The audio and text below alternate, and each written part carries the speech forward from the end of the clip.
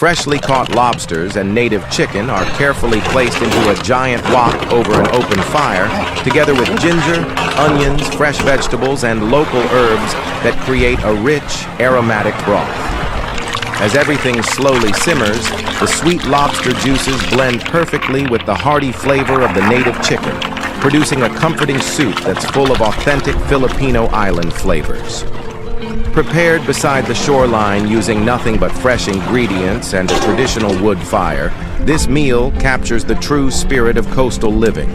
The slow cooking process allows every ingredient to develop deep, natural flavors, while the smoky aroma from the fire makes the broth even more satisfying. It's a simple recipe that highlights the freshness of both land and sea.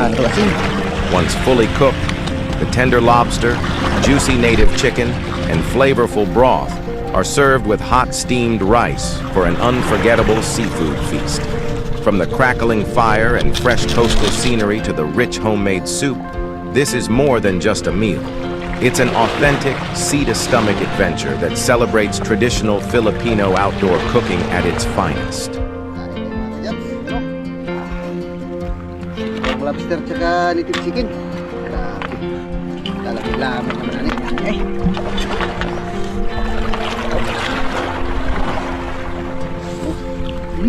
Taba pa mga kasap to. Taba.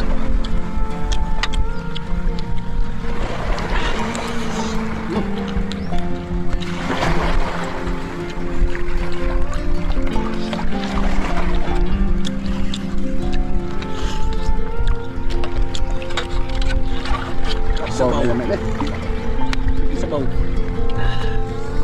Sabaw. Sigurd tag sabaw.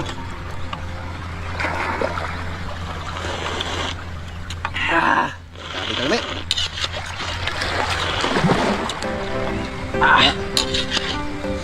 Sigurd sa balong.